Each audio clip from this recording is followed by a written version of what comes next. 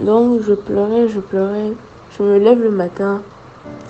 J'ai pas vraiment envie de parler à qui que ce soit, mais parce que on doit être discipliné, je rends grâce à Dieu. J'essaie de dire quelques petites paroles. Et voilà. Et je parle, c'est-à-dire je dis quelque chose à Dieu avant de quitter ma chambre.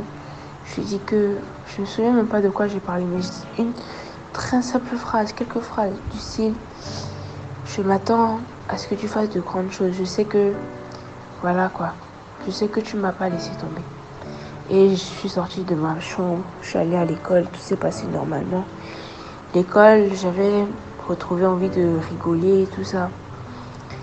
Et je suis rentrée chez moi, normal. Et on arrive, il est quelle heure? 21h30, plutôt normal. 21h40, 42, ça va. 21h45, j'ai envie de pleurer. Non, j'ai pas envie de pleurer, je me suis mise à pleurer. Quand on a commencé à prier, je me suis remise à pleurer.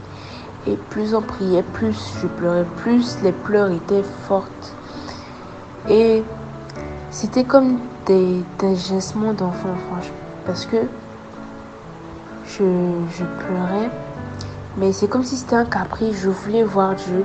Je voulais pas que on me passe à côté ce soir.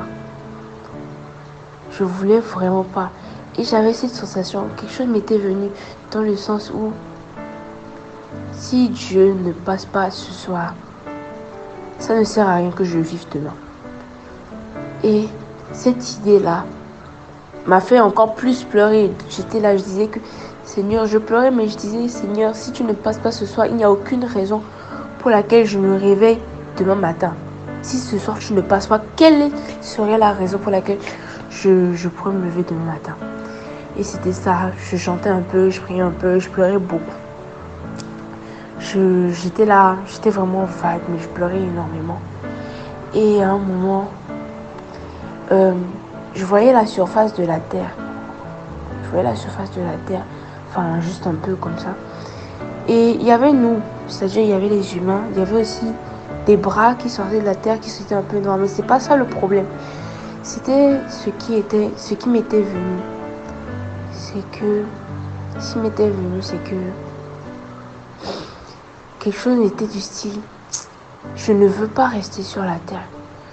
C'est-à-dire, je disais dans mes prières que quand bien même je vous aime, quand bien même j'aime les Adelphos, quand bien même je t'aime toi, quand bien même j'aime mes amis, quand bien même j'aime ma famille, quand bien même j'aime tous les gens qui m'entourent,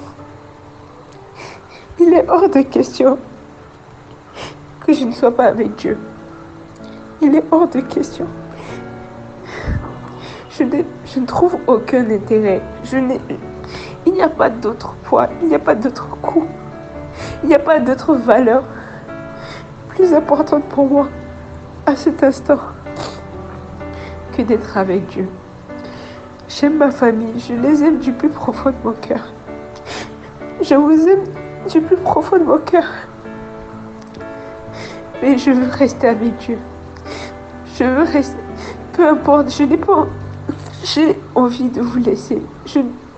Si on me demandait ce soir de rester avec Dieu et rester avec vous tous, je suis désolée, mais peu importe les âmes, peu importe les Adelphos, peu importe les gens, je veux simplement rester avec Dieu. Et ça m'avait fait pleurer. Tout ça n'a fait que me faire pleurer. Pendant 1 heure de prière, j'ai pleuré 50 minutes sûrement. J'ai pas arrêté de pleurer. J'ai pleuré assise, j'ai pleuré couchée, j'ai pleuré debout. Et ça, plus le temps passait, plus les choses allaient.